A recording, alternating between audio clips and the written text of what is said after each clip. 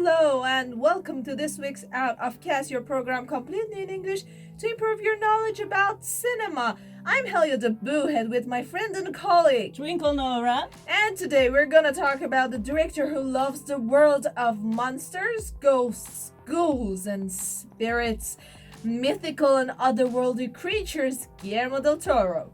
Now we've tried to go with his notable works and the ones which he's directed, so we're gonna exclude the Hobbit franchise, for example, since he was just a writer on that franchise. But before starting, let's head into our socials. You can find us on our Facebook page as Roma 3 Radio, on our Twitter account as Roma 3 Radio, on Instagram as well as Roma 3 Radio. Remember, 3 must be a number, and of course, as always, you can listen to us through a streaming website as radio.uniroma3.it and on the TuneIn app as Roma 3 Radio. Roma 3 Radio. So also don't forget that we put our podcast 2 days after the live show on SoundCloud, also on the website. Don't forget about that. So grab yourself a cup of tea in this very cold weather and we'll get to a pause and we'll be back to you very soon.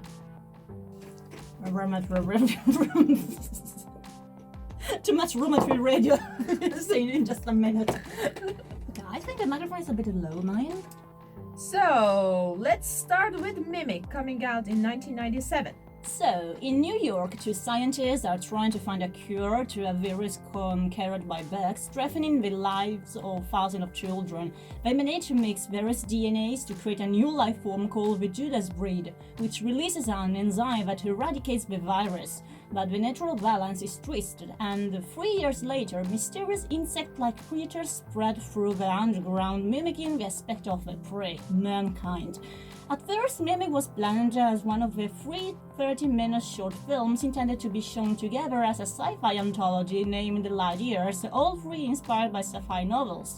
The first 2, Mimic and Impostor, were intended to full-length movies, while the third one, Alien Love Triangle, remained a short film. Now, Mimic shows some of Del Toro's trademarks: monsters, dark places, clockwork, and onboard things that will become a constant in his next movies. Now, the production was very troubled. Miramax then chief Robert Weinstein, and yes, that Weinstein, and yes, their brothers, was very unsatisfied with how the movie was being made. It wasn't scary enough, in his opinion. He infuriated with Del Toro, and he even showed on set to show him how to direct a movie. Now, he obtained the final word on the editing, so for this reason, Del Toro did not approve Mimic as it came out, and still today he recalls the time on the set of one of the most horrible experiences of his life. Poor Guillermo Del Toro. Working with Weinstein must be a nightmare every time. Ooh, wow. In 2011, a final cut version was released on Blu-ray, made by Del Toro himself, and in the end, it has got 61% on Rotten Tomatoes, which is quite good. Let's talk about The Devil's Backbone, or I'm sorry. El espinazo del diablo. Yeah, the Spanish name of it, because the movie is in Spanish. Now, it came out in 2001, and you probably know how much Guillermo del Toro is in love with ghosts. Now, this movie has also ghosts in it, a very special ghost, and we see very much the ghost in the scary movies that, you know, they're there to hunt us or for jump scare thing and stuff, you know, to scare you. But then there's Casper, a friendly ghost. Yeah. But in Guillermo del Toro's movies, ghosts are not there just to, you know, do jump scare stuff. It's more than that. And one of the very good examples of that is in The Devil's Backbone. Totally, you know, because like the story takes place in Spain, the final days of the Civil War, and Franco's fascists have the upper hand, and in a remote orphanage, the children of left-wing families await the end. And the country yard, a huge and exploded bomb rests nose down like a sculpture. They say it's witch tough, say one of the kids. Put your head against it. You can hear it tickling. A young boy named Carlos, played by Fernando Tieve, has been brought to the school in a car riding across one of the spaghetti western landscapes. He is signed to bed number 12, Santi's bed, the children whisper. Santi is a boy who died and whose ghost is sometimes seen, sometimes heard. Now, this movie is the representation of the impact of the Civil War in Spain, meaning it's in the collective memory of the people, and the impact is obvious in the movie. Now, in many movies, Del Toro deals with traumas in his own ghostly way, and this movie is, of course, no exception. Now, it's got 92% on Rotten Tomatoes and almost failed, not completely, I'd say, at the box office. It only earned $6.5 million on a budget of $4.5. Well, it's not a failure. I guess we got the money back. This is the budget, but they don't use the budget for the posters and trailers and stuff. So You're you have right. to consider that the cost of those as well. You're right. The marketing. I'm talking about marketing. They don't consider marketing in the budget. You have to consider that. Interesting to know is that although making some movies before this one, though, Del Toro considers this film as his very first real movie. Now let's talk about Blade 2, which came in 2002 and has nothing to do with the music that we just listened. Good one, dude, good one. So, Guillermo Del Toro was definitely the best choice to direct the second episode of the legendary vampire hunter The Blade. Yes, this is the sequel to the Blade film series starring Wesley Snipes. He's also the producer in the title role. And fun fact, just in case you have lived under a rock these days or simply have forgotten, this fictional character is based on Marvel Comics. So, in this movie, we follow our protagonist, Blade, in his continuing effort to protect humans from vampires, finding himself in a fierce battle against a group of extremely savage, powerful mutant vampires who seek to commit global genocide of both vampires and human races. Now, it's a bit odd, though, I gotta say, that why would you want to kill your own race? That's capitalism. Especially considering the fact that you're better as a vampire, you have, special stuff rather than being a normal human. You have powers, right? Why would you kill your own race? Money. Really, it's the only reason. So Blade and his human allies have to join forces with a specially alive group of vampires. Now, we can hardly say that the movie was liked by critics. It's only got 57% on Rotten Tomatoes and is considered rotten. However, it's better than the first one because the first one has got 54, and certainly the third one that has got 25. Which makes this one the best among all the three. Now, fortunately, it made 155 million at the box office on the budget of 54, which is quite good in the year of 2002. So, Here comes the money. Roll that money. So we kind of recommend the first and this second one, especially the second one, since it's directed by Del Toro and we love him and he's so good. And of course, you have to know that these first two are kind of memorable and good. And I mean, most fans love it and many praise it. Money.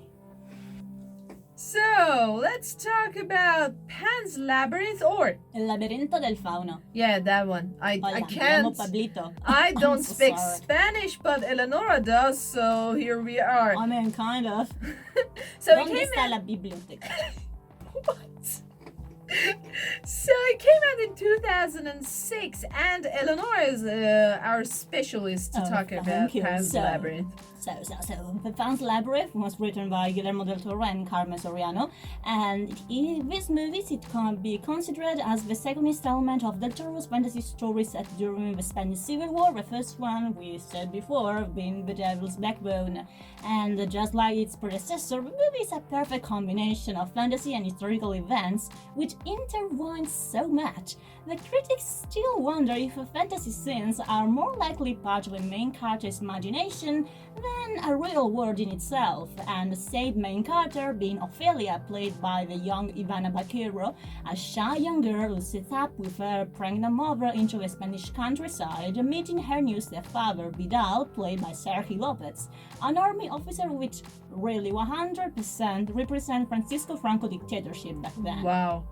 Yeah, and Ophelia is left completely alone in such a really dangerous situation. She comes across a magical creature into the woods, the Pan, played by Jack Jones, who convinces Ophelia that she's the long-lost princess of the underworld. Now, but in order to reclaim her throne, she has to complete 3 tasks to purify her human soul. As always, Del Toro rarely puts the camera away from violence, we all know that, Really? forcing us to confront both Vidal's homicidal wrath and cruel creatures like the Pale Men. Wow, I know that one, the famous one. And I mean, several times. In the end, Ophelia gets strong enough to stand against all of monsters, which can be both the bad guys or the supposedly good ones, such as the Pan. Del Toro and Soriano made a film that, in fact, in itself is an act of rebellion against unquestioned authority. Now, on Rotten Tomatoes, the Pan Labyrinth has been scored between 95% on the critics' side and 91% by the audience, granting it to be classified as one of Del Toro's strongest works ever. Now, even if it's not one of his most money-grossing movie, from the budget of $19 million, it barely made 37, but it's still a masterpiece. Totally. I love this movie. Hi, I appeared out of nowhere. I was out of his sight probably, so hi. Hi, bitches. Let's talk about something that is really interesting and really something that doesn't have ghosts in it. Pcific Rim came out in 2013, and it's something really interesting, and it has many fanboys, I gotta say. Oh, totally. Like, it was about, from the depths of the Pacific Ocean, an international portal called the Breach allows a giant monster to invade our planet, and humanity fights back using giant robots named Jaeger, built by the various countries together, and after a while, the monsters adapt to the Jaegers, and soon enough considered obsolete and retired in favor of the construction of a giant wall.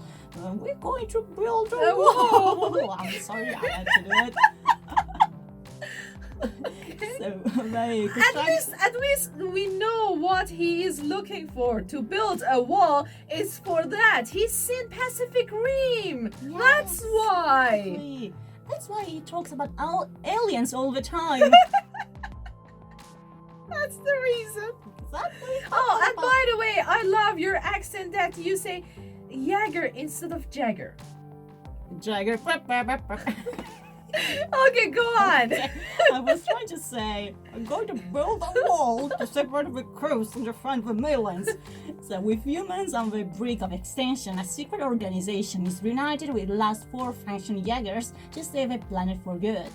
So Pacific Rim is totally a love letter to all the anime with robots fighting giant monsters, which are called kaiju. Kaiju. The kaiju in Japanese, just like Neon Genesis Evangelion.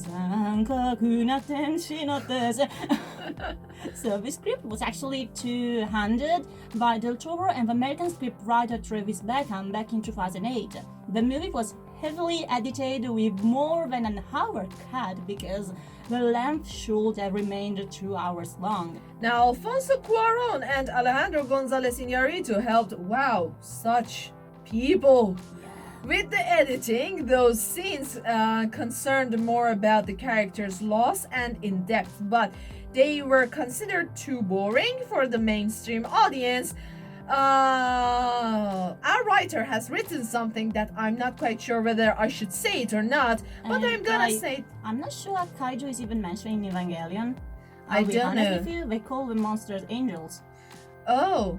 But anyways, our writers, as I said, has written, I gotta say, because this is not my blog. Julio has written, fuck off the mainstream audience. It's not my word, okay?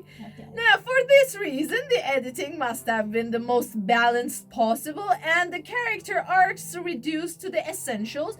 The soundtrack is made by Ramin Djawadi, the same one from Iron Man, Game of Thrones, and Westworld, and also features the guitarist Tom Morello from Rage Against the Machine on a couple of themes. Now, the movie was artistically praised, taking references from many famous paintings like Goya's The Colossus and Hokusai's The Great Wave for the ocean battles. Now, on Rotten Tomatoes, it's got 72% and it has earned $411 million, which is really good. Sì, negro, è una cosa che devo sentire. Oh, the mainstream Fuck audience? off the mainstream audience! Yeah, sometimes it can get a bit frustrating, but I don't know, man. I don't know. I mean, the Evangelion reference is alright, but I think the sentence was a bit weird, but you know. I haven't seen Evangelion. I mean, yeah, I don't know. I don't know what to say it. I mean, the main robot looks like a mixture of Jig and Gonagai's works, and the story is like Evangelion, and the wall is inspired by Shingeki no Kyojin. I have no idea. Okay, alright. Just like the Jäger, it's a Jagger. I call Jäger, I'm sorry. Jäger, it's German. Okay. And it's used in Shingeki no Kyojin. Jäger, I think. Jägers are the fighters against the Titans. So there's that. Huh. Yeah. Okay. And I said, son of this and the Jäger. Ha, ha. Now, I don't know if you have got yourself a cup of tea or not. We've got ours. Because we're gonna talk about a very English movie by Guillermo Del Toro, Crimson Peak, that came out in 2015. So the plot is very simple and straightforward. Edith, played by Mia Wasikowska. No. I tried. Mia Wasikowska. Like Mike Wazowski. Somehow, it is similar. Yeah, is eager to write about ghosts and become a huge writer, and she sees ghosts, mostly her mother, sometimes too. Meanwhile, not only her father is rich, but she also falls in love with a dashing, handsome British man called Thomas Sharp, played by Tom Hiddleston. Long short story, her father gets murdered, she becomes rich and marries the dashing, handsome British man, TM, and moves to England to live with him and his weird and mysterious sister Lucille, played by Jessica Chastain. The movie is full of ghosts, but it's not really a ghost story, as it's only mentioned indirectly in the movie as well. Now, the movie is full of metaphors and hauntingly beautiful shots and scenes, mostly by using a red and white color palette. White representing innocence of Edith, ghosts and purity, while red represents blood, thirst, love, and death. Now, production and costume design is simply the best. Playing with the color palette and making amazing visuals, especially the mansion in which the main story happens in it is hauntingly beautiful. Mia Wasikowska and Tom Hiddleston do a very fine job bringing their characters to life. However, the same comment can't be said exactly about Jessica Chastain, since everything about her in the movie just makes you feel, awkward, unease, let's She tried, say. I think. Maybe she was miscast. Maybe Or she didn't want it. I don't know. Or the script wasn't that good. At least about her character. I mean, when you see the movie, there are some stuff that really don't go well with the tape. I don't know how to put it. You gotta watch the movie, okay? Because there's some stuff about it that are literally controversial and weird and might not make sense. Anyways, many argued that the script wasn't really good. That's actually, I'd say that's the huge issue with the movie. And maybe that's why it has got 73% on Rotten Tomatoes on the critic side. Interestingly, the audience score, it's mostly higher than the critics side, right? The audience gave it 55%, which is really weird. Anyways, in the box office, it didn't flop but close. In general, the movie has great visuals, mostly good performances, hauntingly mesmerizing score. The score is great and not a very strong script. But in the end, I say it's worth watching. It's definitely worth watching. The movie is good. Leave behind the stuff with the script. Let's talk about Shape of Water that came in 2017.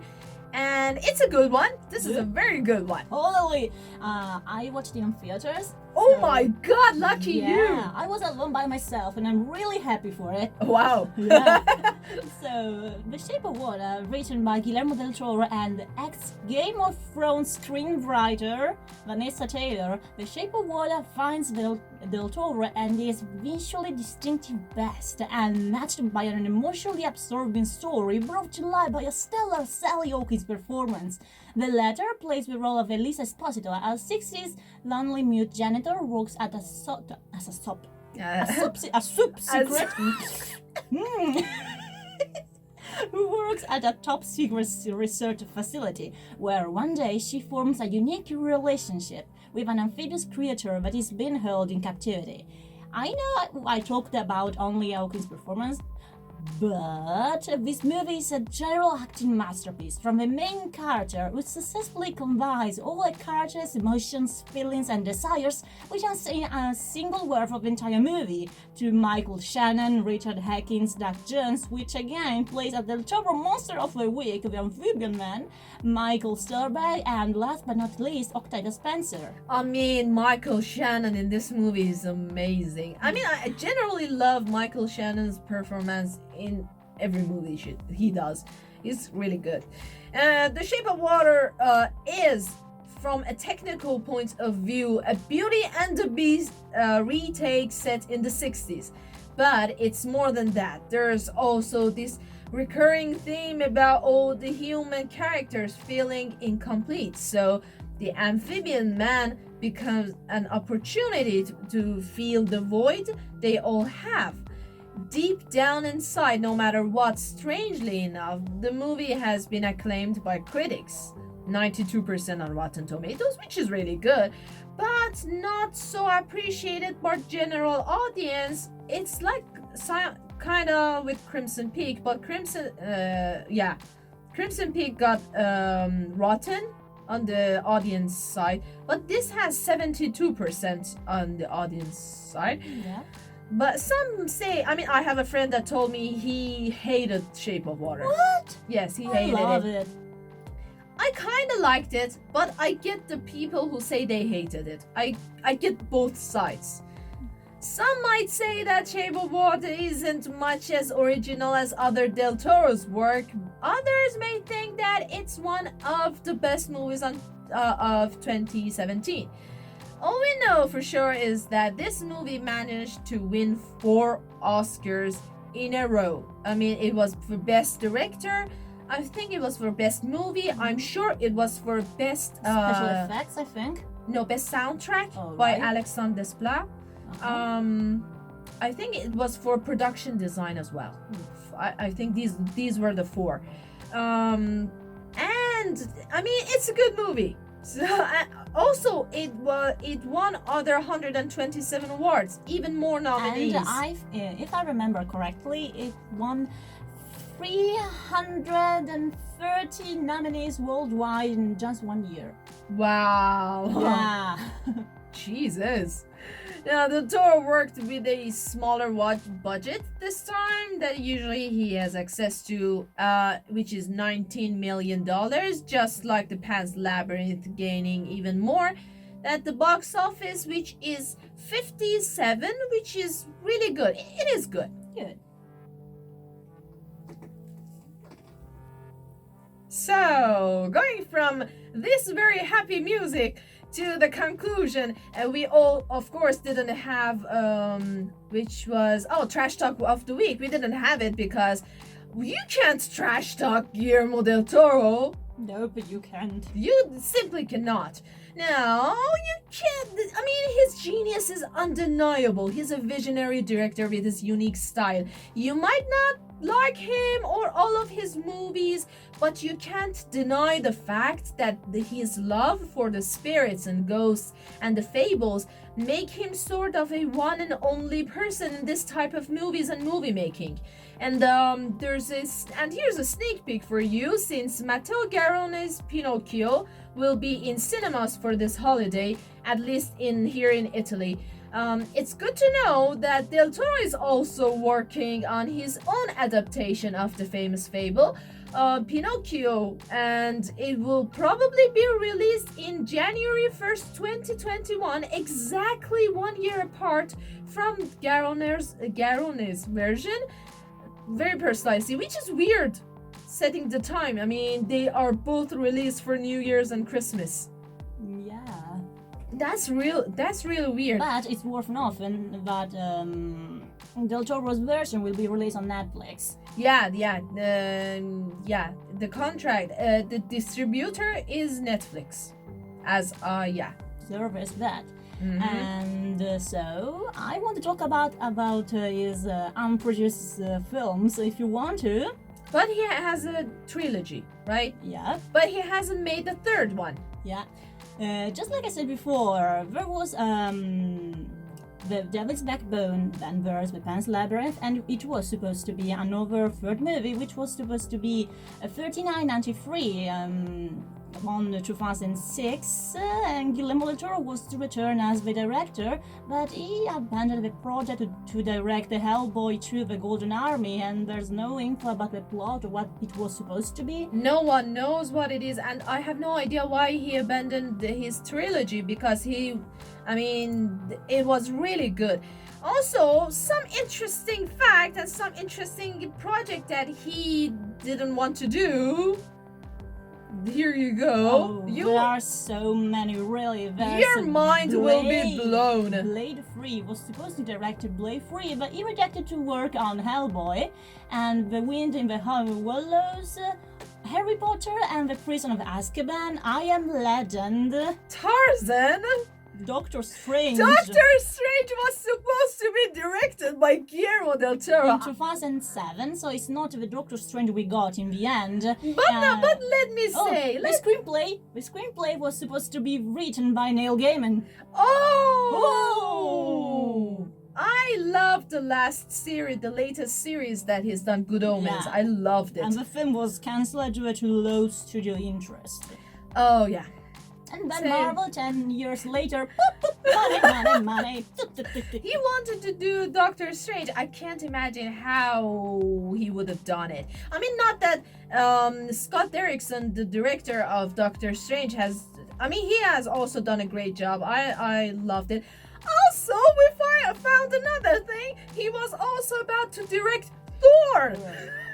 Yeah, because of his admiration of Jack Kirby's work, Del Toro entered into negotiation to direct the film. He said that he loved the character of Loki and wished to incorporate more original Norse mythology into the film.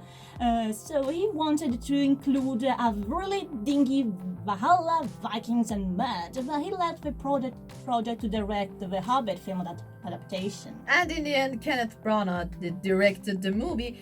But also Hellboy 3 was meant to be made, and then we got the latest version in 2019, yeah, which is let's not talk about that. We've already gone through it.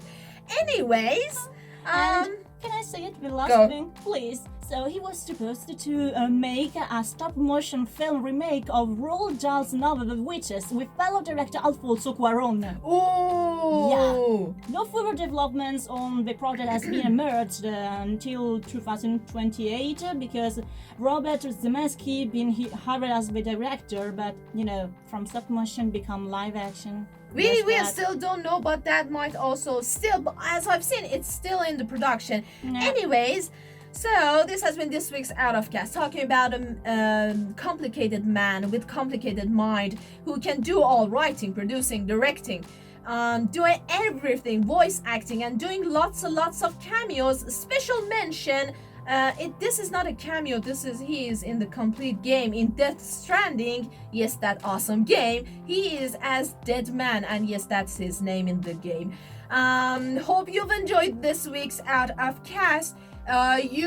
And also thanks to all our writers, Julio and Said, and also thanks to our director Lorenzo. Hi, And Lorenzo. we'll see you on the flip side. We rushed it. Yeah, it was so much fun. That was so intense. Yeah, I love it.